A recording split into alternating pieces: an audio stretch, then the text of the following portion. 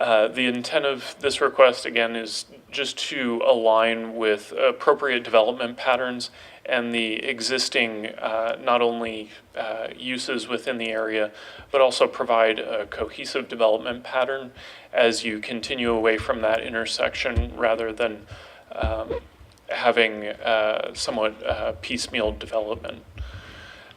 The community commercial land use provides for an area that's somewhat more intense than neighborhood commercial. So really what you're looking at is developments with large-scale retail facilities, typically in excess of 50,000 square feet. In this instance, the anchor tenant is in excess of 100,000 square feet. As for the particulars of the zoning request, as referenced, it is C2 and RM1 zoning on the site currently.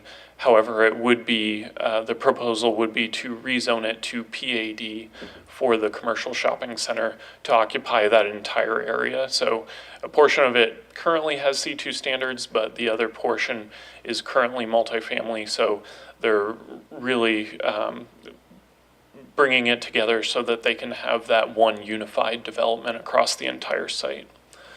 We already referenced the zoning districts surrounding the property. I don't want to dull you with those again. As for the specifics of the particular planned area development, they're providing enhanced amenities on the site, including items such as increased street frontage landscapings along the arterial roadways of 83rd Avenue and Olive Avenue. There's also an increased planting requirement along the landscape buffer that abuts the southern boundary, and that landscape buffer actually also continues along 85th Avenue, so it requires a more dense planting than would otherwise be required within our zoning ordinance. Our typical zoning ordinance standard for a land use buffer is 3 trees and 5 shrubs for every 1,000 square feet. The applicant is proposing 4 trees and 10 shrubs for every 1,000 square feet. So it'll be a very dense area that borders that single-family residential boundary.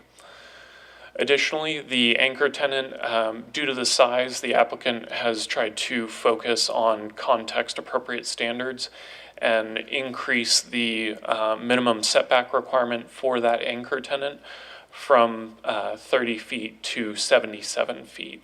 So as you can see there, the large red box on the bottom of the screen, that would have to be a minimum of 77 feet away from the residential property line boundaries. The PAD also limits uses within the development. Typical requirements would identify a conditional use permit for large-scale retail developments over a certain size requirement. In this instance, the applicant has limited it to one tenant in excess of 100,000 square feet. So you won't see a conglomeration of big boxes within the center. It'll be the one anchor tenant with other assorted tenants throughout the development. Other limitations on those uses are items such as drive-through uses within the development have been limited to 3 drive-through restaurants within the development so that you don't have a propensity for a great deal of something like fast food within there. You get a more appropriate mix of uses. The center also contains additional design elements and material requirements. For the pad lots within the development, the PAD identifies a requirement that they essentially be pushed towards the street, so you don't get a visual of a parking field when you're driving past the center. You get a visual of the architecture of the buildings, and beyond that, the center has more centralized parking locations, so it's easier to access essentially the whole center rather than minute portions of the center. And also, there's been an implementation of particular material requirements so that there's a cohesive look to the center and not one-off architecture. The center will look like it belongs together through those minimum architectural requirements and those minimum materials that they have to use in each building. As you can see here, this is just a snapshot of the southern and western boundary. We have here in the green line the 30-foot landscape buffer, and then beyond that you have the 77 feet for the anchor tenant. You can see the western wall of that anchor tenant currently has parking adjacent to it. There's potential for future expansion of that building, so that minimum setback requirement would be maintained along that blue line to ensure compatibility with the single-family residential that borders that property line. As you continue on to the future phase parcel, those lines come together and essentially make for a landscape buffer and setback requirement at 30 feet for the future phase of the development. And again, that future phase wouldn't house a big box that would be in size with the current anchor tenant. It would be something of a smaller nature. And the 30-foot is designated here through the orangish yellow line that you have. This gives you a perspective of a visual from the residential property line, both with the current proposal for the grocery store anchor tenant, as well as the future potential phase of that building expanding out. So you can see here through that landscape buffer that'll be densely planted, it'll help shield those residential properties from a visual of a big box store. You would see from that residential property the visual of the trees rather than a stark building wall abutting the property line. Noticing for these cases was done in accordance with the zoning ordinance standards. Property owners within 600 feet of the subject site were notified, as well as HOAs within 1 mile. The site was again posted in accordance with zoning ordinance standards. Staff did receive comments from 2 separate individuals, 2 phone calls and 1 email. One of the phone calls was from one of the same individuals that sent the email. Those correspondents identified concerns regarding the lack of a need for a grocery store in the area as perceived by that particular individual, the potential for vandalism due to a new development going in, that vandalism being in regards to the nearby park, and then the potential for increased traffic, noise, and crime as a result of this development. And those are all impacts that were perceived by those individuals. The applicant did hold a neighborhood meeting on October 12th at the Cotton Bowl Elementary School. There were approximately 15 neighborhood residents in attendance.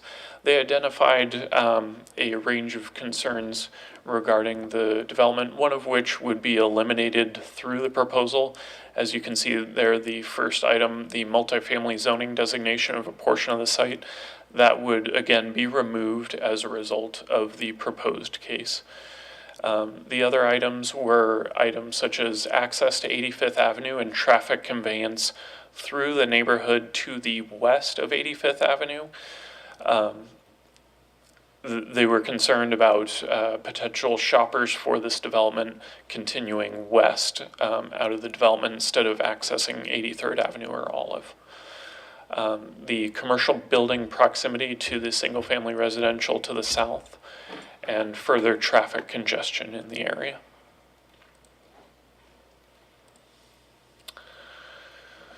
As a result, for item 3R, staff finds that the proposal for the land use designation change is contextually appropriate in scale and intensity compared to the adjacent uses and the built environment around the site. It'll better reflect the development needs of the site, and the amendment is in conformance with the goals, objectives, and policies identified within the general plan.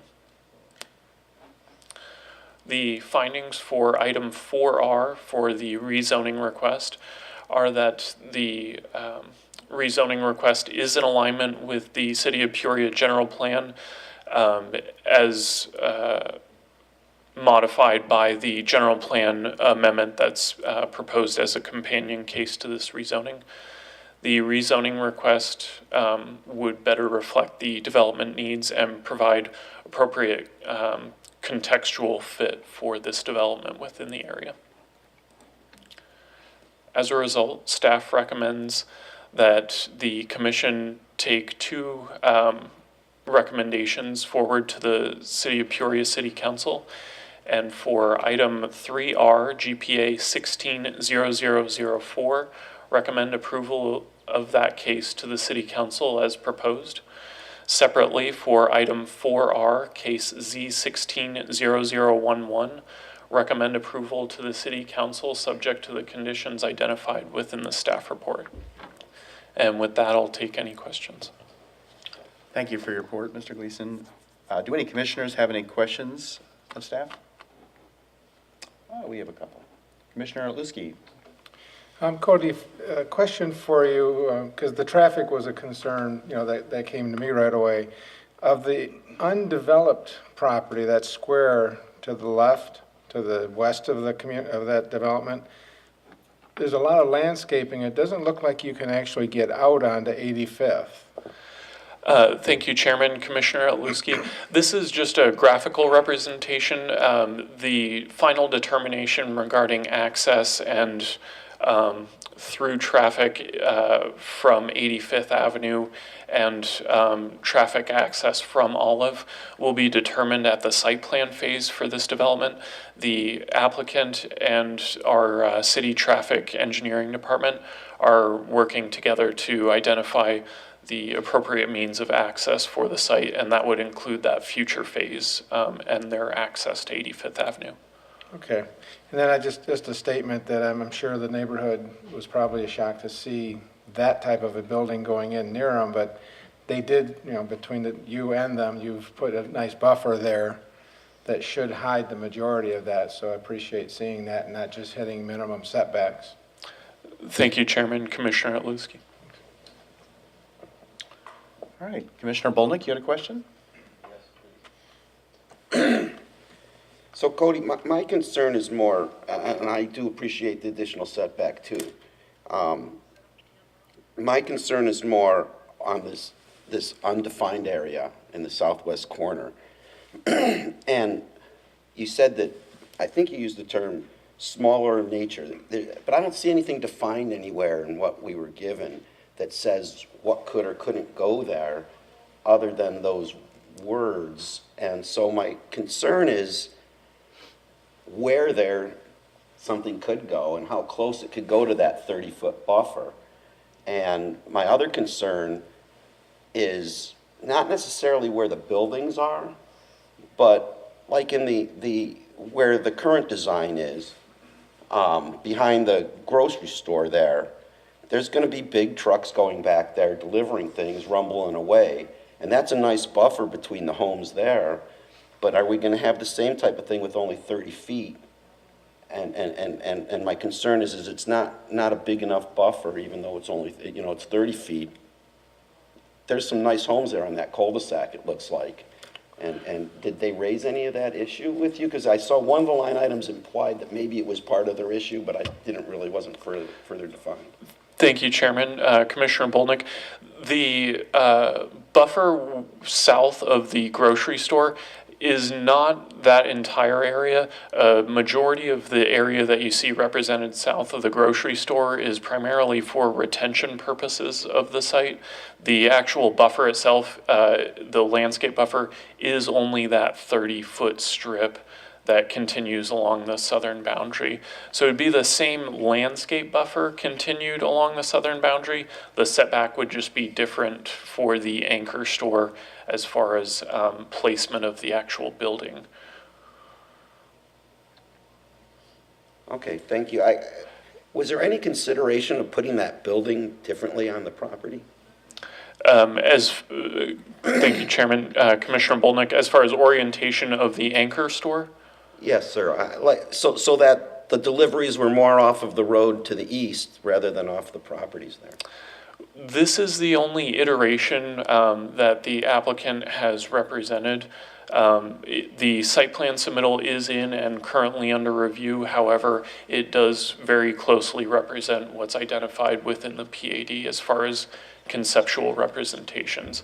To directly answer your question, no, there was no representation of alternate routes for truck placement. And Commissioner Boldick, if I can also just jump in also, rotating that building so that the delivery bays and effectively would be along 83rd Avenue would be actually an undesirable condition as well, because it's very difficult to screen. You would see really the back of the building on really our signature street is 83rd Avenue there, see it from the park. So this really is a good solution. The site plan design process is still underway to finalize any of the details along there for screening in the setback and the buffers in that area. Okay, thank you. And again, whether it's a setback for landscape or for retention, it's a nice depth there. If I was living there, it wouldn't bother me. That would be nice. I'm just still concerned about what may go over there nonetheless on that other side. And again, I live on a cul-de-sac with a nice big lot, and the advantage is that I don't have something like that on the other side of the wall. So I'm just concerned about that. Thank you. Thank you, Commissioner Bolnick. Do we have any other questions? Mr. Gleason, I just had a couple of quick ones, if you don't mind. So we talked about that landscape buffer. I think you said 4 trees and 10 shrub? Chairman, that's correct. 4 trees at 24-inch box size, and then 10 shrubs within the 1,000 square feet. Within 1,000. So every 1,000 square feet, they would have to have those 4 trees and 10 shrubs. Okay, so a 24-inch box, that was going to be my question. So about what kind of height are we talking about? Is that a fairly mature tree? It really depends on the variety of tree and how long it takes to get to maturity. 24-inch box are substantial trees, so the idea is that you're not planting a small sapling there. You're planting something with at least a decent size at planting, and then obviously at maturity it would grow further. Additionally, I probably didn't reference the southern boundary. The landscaping is encouraged to be hostile vegetation in order to prevent any crossings between the commercial center and the single-family residential to, again, further enhance that privacy element to the single-family. What do you mean by hostile vegetation? How do you define that for me? Species with thorn varieties, those sorts of Oh, I see. things you never want to maintain, like bougainvillea. Oh, yeah, I have scars to prove that. Yeah. Okay, so these box trees would, right from the get-go, there'd be a visual obstruction between the neighbors and the Fry's grocery store. That's correct, They'd be at Chairman. the height where I would not see that. You may still be able to see the building. The idea is over time, when those trees mature. Kind of that fill in and then- Correct, yes. And at that density, it'll be very tightly clustered so that as those trees blossom and grow their full canopy, it'll be very dense within that area. Thank you, appreciate clarifying that. My second question was regarding the residents' concerns about the vandalism and crime. I would assume that this has been, I apologize if it was in the report and I missed it, was this run by the Peoria Police Department? Did they share those concerns at all? We did not receive any comments through the application process from the police department. However, those particular concerns may have been merely a result of the site being vacant for so long. Typically, when you have development on a site and really eyes within an area, you have reduced undesirable or nuisance activity within those areas.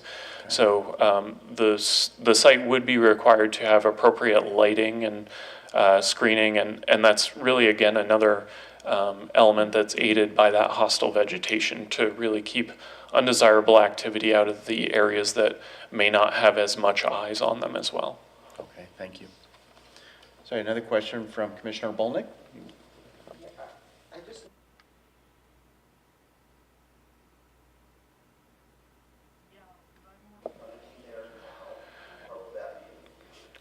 Chairman, Commissioner Boltnick, that is correct. It would be in the future when this development on the future phase occurs. So at this point in time, there would be no building on that portion currently. So they wouldn't have a necessarily need to screen that vacant land until the development comes in.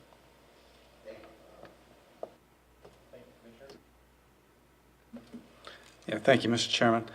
On the retention area south of the main building, is that large enough to accommodate the future phase, or would there have to be a retention area for that future phase? Good evening, Chairman, Commissioner Patterson. The future phase would have to retain on its own site. It would be a separate parcel. They would have cross-access between the two sites. However, retention for that future phase would have to be housed on its own site. I was just thinking it would be great if the retention area was on the south side to give you that extra space between the buildings and the residential. All right. Any other questions? All right, with that, I've opened the public hearing. Is the applicant present this evening? Please state your name and address for the record, please. Thank you very much, Commissioners, for having me here tonight. My name is Shelby Duplessis with Empire Residential Communities. Our address is 617 North Scottsdale Road. Thank you. I will not waste your time with any further presentation, but I just want to answer some of the key questions that I heard tonight. I think first, the southern buffer. I actually am an engineer and agree that that's where that retention will naturally go. It's along that south side. It's very difficult to see uphill. And so that ideally would be where that retention would go, and it would look very much like this. We just didn't want to overpromise until we know what that final site plan use is and what that would look like. Probably to touch on that southern buffer as well, the hostile planting and vegetation as well as the lighting. That was a pretty direct request from the neighbors. They were really concerned with a lot of public activity on the site and what their protection would be. They actually didn't want any public activity, if you would, on the back side of that building. They liked that delivery behind there, so it would buffer them from the parking and from people having a suspicious activity of parking close to their wall and jumping over the wall. I agree with staff that that will be limited now because eyes on the site. They've had a lot of cut-through pedestrians from the park cutting through the dark parcel, if you will, because there's just no way to prevent that. And so a lot of that will happen here. So we've worked with them on what that vegetation will look like so that it's, one, not a nuisance for them overhanging the wall and becoming a maintenance issue for them on their side of the wall with droppings and leaves and things like that. But at the same time, something that looks nice.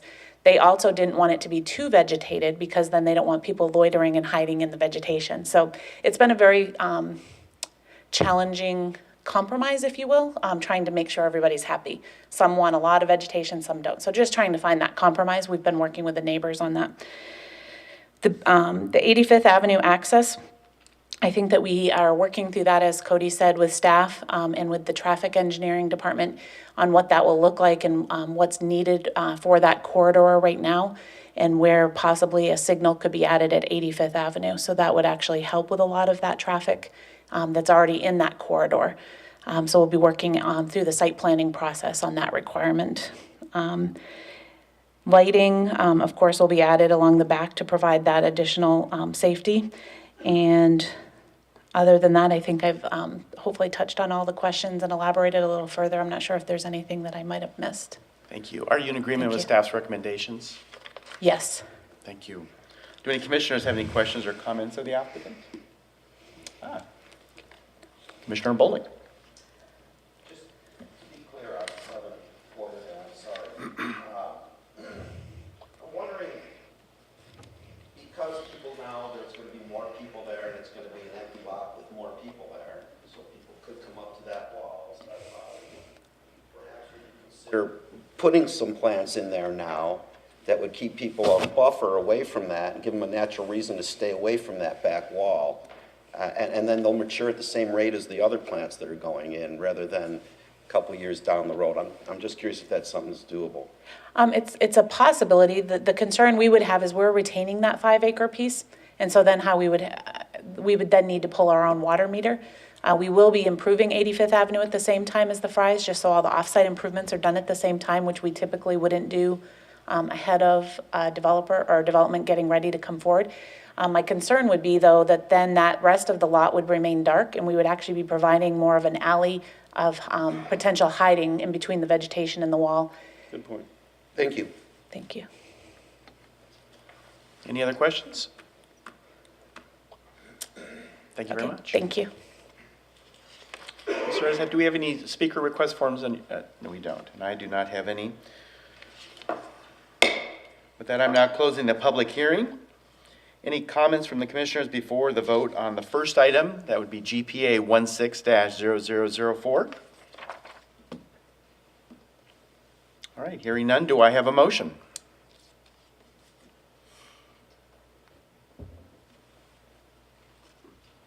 Commissioner Strickman. I move that we recommend approval to City Council of GPA 16-0004. Thank you, Commissioner Strickman. Do I have a second? Commissioner Patterson. Mr. Chairman, I second that motion. Thank you, sir. All right, we have a motion and a second on the table. Any other questions or conversation? All right, let's vote.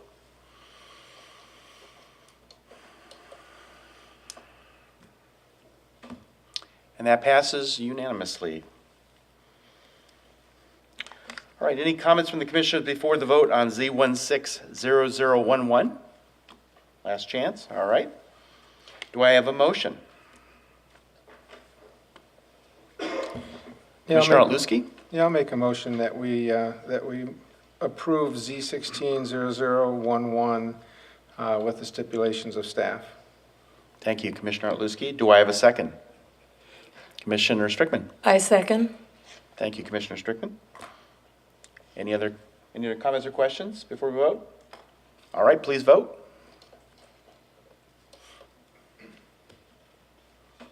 And that passes unanimously as well. Thank you.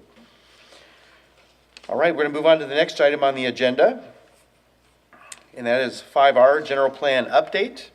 We'll hear a presentation from staff, followed by possible discussion regarding the city's ongoing efforts to update the Peoria General Plan. No action will be taken on this at this time. Staff, please present your report. Thank you, and good evening, Chairman and members of the Commission. My name is Lori Deaver. I will be presenting the staff report and hopefully give you a little bit of a break from the previous case. Going to be talking about the city's ongoing efforts to update the general plan. And bear with me because we've been to City Council a couple times and we've provided some really good information to them. So I want to get you up to speed on what we've done so far and kind of do a general plan 101 as to what it is and why it's important. And then I'll touch on ongoing efforts of what we're doing for the update. So bear with me. It may be a little technical. I know planners can be kind of boring sometimes, but bear with me and then we'll pick up speed. Okay, so what is a general plan? What we like to say is it's a document that establishes the framework which guides future development, redevelopment, and community enhancement in Peoria for the next 10 to 20 years and beyond. And the purpose of the plan is to establish a community vision, and that is an important term. It is really a vision document. And within that document, we also have achievable goals and policies, and we want an actionable implementation plan. We want that to be supported by residents, business owners, elected officials, board members and commissions, all the way across the board. So it really is a consensus document. And the graphic on the slide in front of you illustrates the general plan in relation to other tools that the city uses to guide development in the community. So there's a common misconception that I wanted to point out, and that the people believe a general plan and the zoning ordinance are one and the same. It is not, and I wanted to point out two key reasons why. First, the general plan is a long-range guide. And secondly, we say it's a comprehensive document. And why are those two important? We say that it's a long-range guide because it provides guidance to staff, it provides guidance to developers, and it provides guidance to appointed officials and elected officials, as well as it tells us about the future envisioned 20-plus years and beyond. And since we're talking about a forward-looking document, let me also point out that it can be changed over time. It's a living document, and it has, when those changes occur, kind of like what Cody was presented tonight, it's based on certain criteria that's outlined within that document. So, why do we allow those amendments? We're taking our best guess right now in predicting the future because it is such a long-range document. And we all know that things change and guesses don't always pan out. So just take a look and think about technology and how it's impacted your lives in the last 5 years. Things change in terms of land uses, the way we communicate with our government, the way that we go shopping, the way that we go to our work and home place. So what we're looking for is a general plan that is forward-thinking, and at the same time, we want it to be adaptive and responsive to the community's needs over time. So that's why amendments do happen. And the second point, the general plan is comprehensive. This document serves as the entire foundation across all departments within the city of Peoria. It impacts everyone from start to finish, and it has tangible impacts to residents, citizens, business owners, and visitors alike that all comprise Peoria. And that's a pretty bold statement right there. So in reality, we're not talking about just a planning document. We're talking about a very comprehensive document that covers a wide range of things, and I'll kind of touch on that briefly in a moment. It goes with social, economic, infrastructure, and natural resources. So let's kind of see that. Now in Arizona, every city, every county, they are required to prepare and maintain a general plan. And if you're in the county, they're often called comprehensive plans. And while general plans are used by communities across the nation, Arizona is unique in one respect, that every 10 years that it has to go out to the voters. You can either update the plan or come up with a new plan, but that is one key aspect about the general plan, is it's good for 10 years and voters get a say on what we have. Additionally, depending on the size of the community, then what you talk about within that general plan varies. So we've had a couple of legislation pieces passed called Growing Smarter and Growing Smarter Plus. So as I advance in the slide, you'll kind of see how that plays out. But those pieces actually dictate what exactly we cover as topics within the general plan. So at a minimum, I'm calling it kind of the base model. Every general plan in the city and in the state of Arizona covers two things, and that's land use and circulation. Now, when you get a little larger, say 2,500 to 10,000 people, you add 5 new elements that you have to talk about. Now, when you're over 50,000, and that is Peoria, you now have 17 elements to talk about, and that is what you see on the screen. So from land use to transportation, housing, economic development, water resources, and everything in between, that's why we say the general plan is a comprehensive document. And it's not just a planning document. And often you'll hear the term, people will use the term city and community interchangeably. Regardless of which term you're comfortable with, the question remains the same, and why is community important? And the results from study after study tell us that the way we design our communities and the way we design and build our communities can have an impact and an effect on our physical and mental health. So the first part of that statement I wanted to kind of break down, because the way we design and build our communities speaks to the community's physical design, which is usually shaped and decided upon by the planning process, which is what we're doing here this evening, and it's shaped by policy decisions that are often starting with what's included in the general plan. So there's a correlation between a community's health, the residents' health, and the decisions and the policies that are put within the general plan. And I wanted to point out, because we actually did have some really good news recently, that Peoria made the list as number 36 on one of the healthiest cities in the U.S., according to a Wallet Hub study. That's a pretty good trend, but I think we can do better. So, as part of the general plan process, we're going to be looking at what we're putting into the document, and we're going to be asking the question of ourselves and of the public, what are we doing well? What can we be doing better? And that brings me to the next question. Why are we doing a general plan update right now? So our existing general plan update, or our existing general plan, is largely a reflection of what was planned for in the 90s. It's been modified, and the last update really was in 2009. And since then, we've had a lot of growth, an evolving economic landscape, and there's a lot of conditions that have changed since the 90s and from 2009. So rather than doing a refresh, we're starting all over, and it's a comprehensive rewrite. And now we're looking to develop a plan that is visionary and it's responsive for the next 10 to 30 years. So with that being said, I believe the message in this image actually explains the answer very well. This is our home, we have a voice, and we can change the story. The general plan update is an incredible opportunity for the public to help define what is Peoria, the image and the future of Peoria up to the year 2040. So kind of going into the update in itself right now. So as I mentioned before, there are several topics that need to be addressed in the general plan. And since this is a comprehensive rewrite, this is a multi-year effort.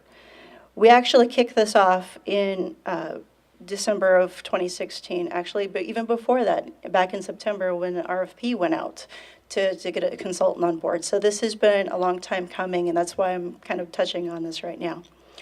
And we're kind of dividing up the project into 6 phases. And the first phase is a project startup, and we've done some initial data gathering, some branding, and some mapping that's gone on. And now we're into working of phase 2 and phase 3.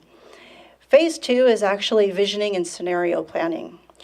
And the success of that phase and those efforts are really based on what we do for early public engagement efforts. And I'll talk about that more in depth as I get into the presentation. But in this phase, we're focused on finding out input from stakeholders. What is working? What is not working? What do we need to do better? And we expect this phase to be completed in spring of 2017. We're also into phase 3 because this one is pretty data heavy. So we're actually producing something called a Map Atlas. And that's going to be a snapshot in time of the existing conditions and the trends that are within Peoria. And we are pretty excited about that. I'll show you that later on in the presentation. And we think it's going to be a valuable asset both now for the update and going forward. So very shortly, we're going to be completing the data portion of that. Then we get into the writing portion of it, and there's mapping. So we expect phase 3, the Map Atlas, to be completed in the summer of 2017. Phase 4, this is taking all of that input, putting together strategies, putting together policies, what we've heard, and coming up with kind of the crux of the plan. And we're looking at completing that in the fall of 2017. Then we get into the public hearing phase, and that means 2 planning and zoning commissions. So hopefully I'm not fatiguing you tonight because we will be seeing each other quite a bit in the future. So in 2018, definitely look forward to bringing it back for first. It would be a listening session, no recommendation. The second hearing would be a recommendation to City Council on what we're presenting for the general plan. Then it goes into City Council. Hopefully we've heard and produced a document that has consensus for everybody. Hopefully they approve it. It goes out for voter ratification. We are looking at a November of 2018 for a vote. So this is a multi-year, but there's a lot of outreach that needs to occur, and we have a lot of regulatory items that we have to kind of check off. So that it's an ongoing effort, and we're making good progress, and hopefully we can continue to do that. So the public participation plan. This is one of the most critical elements, and that's community engagement. We think it's exciting. However, trying to get people out to a planning meeting or workshop, those are often challenges, and sometimes cookies and water don't do it for us. So we access government differently these days, and we're looking at a wide range of methods to get the information out. Kind of what we're doing tonight, which is a General Plan 101.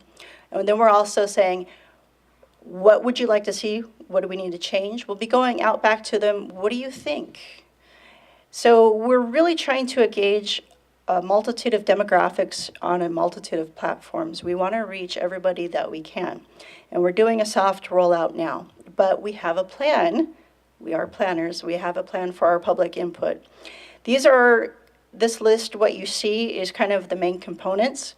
We have a lot of events and items that we'll be going out and doing, so stay tuned for that one. I did want to kind of touch on a couple of things. First is our project branding. What you see on the right-hand side of your screen is kind of the first level of the branding that we're doing. We're calling it Plan Peoria, Arizona. You see the email address on the bottom. Feel free to send that out to everybody that you want. That is our email address to get signed up for the notification list, that if you want project updates, we'll be using that. And I also want to touch on that we're going to be using that same type of branding for our flyers, our newsletters, etc. So branding is critical, and hopefully Plan Peoria, Arizona kind of sticks in the mind. I'll also touch on the General Plan Advisory Committee here in a moment. Before that, let me say that we're going to be providing a project website that will be rolled out shortly within the next week or so. And we're going to be using it as a portal, as a one-stop shop, so both as providing information and receiving information. And I did touch on the fact that we have done a soft kind of rollout of our public participation plan. I had the pleasure of meeting with the Youth Advisory Board the other night, and I asked them, I said, would any of you guys come to our community workshop meetings? No. And I asked the question, how do you access information? And everything was by phone. So we're going to have a strong online presence as well with social media and other forms. And they said, please don't try to be cool. Just don't try to be cool. And we heard the message. So we are trying to go, like I said, across all platforms and reach all demographics, and whatever ideas that you have in order to do that, whatever you think that your constituents and people that you talk to would be an effective means, please send that information to me, and we can consider that in what we're doing. So let's talk about the General Plan Advisory Committee, or affectionately known as GPAC. It is an advisory committee, and it is its main task is to provide feedback and direction to city staff on a number of key matters throughout the general plan update. And not long ago, city staff sent out an invite to existing boards and commission members, and we had an overwhelming response. And I do want to take a moment to thank the commission, because you were one of the groups that we had an overwhelming response to. Everybody that you see on the screen, we have representatives from across a wide range: Arts Commission, Economic Development Advisory Board, Historic Preservation Commission, Parks and Rec, Planning and Zoning Commission, the Youth Advisory Board. And we also have representatives from Deer Valley Unified and Peoria Unified School District. So I did joke about it earlier. I hope I haven't given you general plan fatigue yet, because my goal is to, both from the General Plan Advisory Group, through regular meetings through the commission, I do want to make sure that there's a lot of vehicles and platforms for your voices to be heard. And I'll be posting a number of events that we'll be reaching out to, so hopefully you can keep an eye out for those. And we also have an internal technical advisory committee, and it's based on representation from every department within the city of Peoria. And they'll be meeting on a regular basis to also help us guide the new plan. So this really is a collaborative effort. So I did touch on it briefly. this is something that we are pretty excited about. This is the Peoria Map Atlas. And what is that? Like I said, it summarizes the existing conditions in a concise graphic format. It really is kind of like a newspaper quick read. And it talks about the current it establishes the current setting, and it sets the new foundation from the general plan. We're looking at areas like population, building trends, land use, environment, crime statistics, soup to nuts, start to finish. And it is a collaborative effort. This isn't just the city's consultant matrix and city staff putting this together. We are really excited that it's a collaborative effort with graduate students from Marvin Andrews Fellowship Program through ASU, the College of Public Service and Community Solutions. So we are really excited about the information and what we're seeing to put together to present as a snapshot. And this will be published online so people can take a look at. We're expecting to have this early summer, hopefully at the end of May, early June. So we've been busy and we've got a lot to do and a lot to go. But let me wrap up by talking about milestones and our next steps. In February and a little bit into March, we've met with Mayor and City Council and various department representatives, directors and such, and we've had stakeholder interviews to hear what their thoughts are. Like I said, our project website will be up and coming here shortly. Tonight, I'm doing a planning and zoning update for you folks, and then the initial TAC and GPAC meetings are happening in the next, on March 13th. Keep the dates available if you want to join us. Community Workshop number 1 will be April 24th, 25th, and 26th. We are at different locations throughout the city. There will be one in northern Peoria, one in central Peoria, and one in southern Peoria. We're working on the details, and I'll be sending out information on that one. And like I said, our Peoria Map Atlas will be looking to be published early summer of 2017. And we're going to be doing a lot of outreach all the way through 2017 as well, and including into 2018. So that kind of wraps up my presentation. You guys don't get to vote on anything, but if you have ideas, suggestions, and comments, I welcome them. Thank you for that report, Ms. Devers. Not boring at all. I found Excellent. that actually very Thank you. interesting, particularly for a kind of a newbie to land use planning and development in this arena. So thank you for that. Are these dates something that will be emailed to us? They weren't in our support documents, so I certainly want to capture all those. Would you present it tonight? How do we get a copy of that? All that supporting Certainly, materials. Chairman, members of the commission, I will be emailing these out to you so that you can attend as well.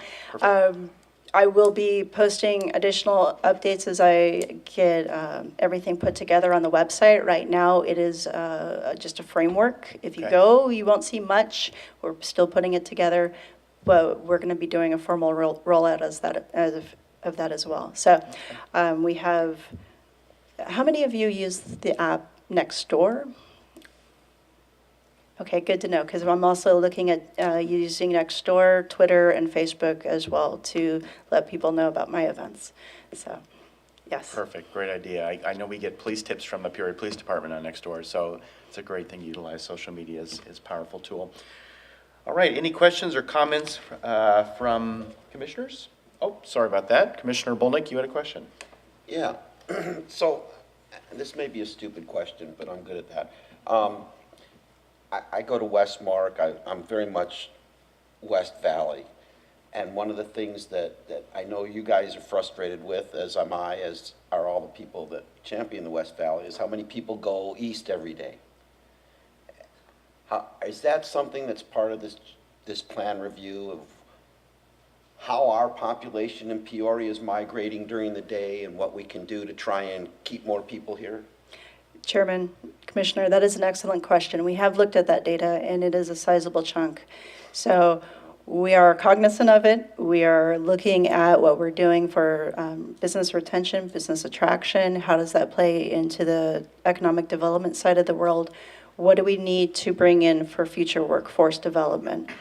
So it's not necessarily just existing conditions, it's looking out into the future because big box retail and employers are evolving. So what do we need to do right now to start retaining our residents and have employees. Fortunately, I live and work in Peoria, and so I do appreciate that fact. Thank you. Thank you. I'd like you to consider entrepreneurship. And I know the people in the ED department are thinking about an incubator, and they're thinking about doing some of those things. But that's where my heart is, it's what I do. But everybody I work with is in the East Valley. We need to get some people start businesses and come out here, so, thank you. Thank you, Commissioner Bolnick. Commissioner Otluski, you have a question? Yeah, just, let's pretend for a minute in 2018, the voters turn us down. What are the steps that go beyond that then? Jokingly, I will say I'll be probably looking for a different job, but no, I'm kidding. Unfortunately, it does happen, and other municipalities and cities across the valley have suffered that fate. The existing general plan stays in place until we come up with a plan B. Hopefully, we don't have to get there. There are 26 letters in the alphabet. Hopefully, we can hit it on plan A right here. We do, at that point in time, have to look at what went wrong and make the assessment. We'll then have to come back with a new general plan. The plan is good for every 10 years, so we are actually early in the process to hedge our bets, if you will.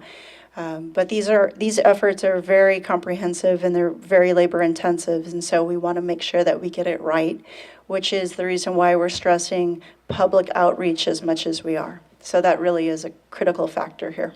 Yeah, I'm sure that is. That's probably 90% of the game, is making sure everybody understands what it is and why it is and why it's good for the city, and eliminate any chance of that happening. Thank you, Commissioner Otluski. Commissioner Alsop, you have a question?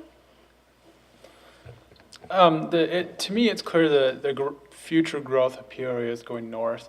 A lot of that is state land. What's going to be done to include state land, if anything? I'm just curious because that's what I perceive to be a large factor in our growth. Chairman, Commissioner Alsop, that's a great question. We are looking at having one-on-one meetings with state land and various other major developers and landowners throughout Peoria to have the questions to ask them what they see for the future, where do they think growth is going to occur, and where do they want to position themselves in the future. So we are going to be looking and asking those questions and having one-on-ones with them. Do you know at which, along this calendar, I assume this is pretty general at this point, where along that point that's going to happen? Is it early or towards the tail end? Chairman, Commissioner Alsop, it's funny you should ask. I was actually working with my counterpart at State Land earlier this afternoon to try to pencil out a date as to when we could get together and talk. Great. So, okay, thank you. Commissioner Bolnick, you have a question? Is it wrong to ask that we get an update on that? Chairman, Commissioner, to the extent that I can, I will provide an update. What I do want to make sure is that I can have a very candid conversation with the group. To what extent I will provide, but I'll let you know when meeting dates have occurred in the conversations. I'm also encouraging them to come out to various meetings and to hear input from what the residents want as well, and business owners, et cetera, so that it's kind of a two-way dialogue also. Just where it's coming from, and others I'm sure too, perhaps you if you're in real estate at all. I had a huge project that wanted to come out in that area, but as soon as I started talking to the people at the state, the prices that they were talking about and things like that were just outrageous, and it just ended, and they ended up going into Mesa, and that's not good. Chairman, Commissioner, I will also, I was a little bit remiss. One of the items that we talked about was fiscal sustainability with council. One of the things we will be looking at is leveraging the existing city resources to make sure growth occurs where it is more viable at. And so we want to make sure that we're utilizing existing city services to their extent, and we're not leapfrogging on development and adding additional operations and maintenance costs in the future to the taxpayers as well. So we want to be cognizant on both sides, both be proactive in our growth and proactive in enhancing and maintaining what we have in other areas of the community as well. Thank you. Any other questions? All right, again, thank you, Ms. Deaver. Appreciate that report, and we look forward to hearing more about it as we proceed you. through the process you've laid out. All right, thank you. All right, well, we're going to move on to the call to the public next. Are there any comments from the public on non-agenda items? I will assume not. Seeing none, there are no comments. The next item is reports from staff. Does staff have anything to report or state tonight? Thank you, Mr. Chairman, Commission. Nothing really, just a reminder that we do have a meeting on March 16th, but we will not have one on April 4th. Very good, thank you very much. Next item is reports from the Planning and Zoning Commission. Do any commissioners have anything to report or state? None, okay. Well, with that, seeing no further business, I call this meeting adjourned.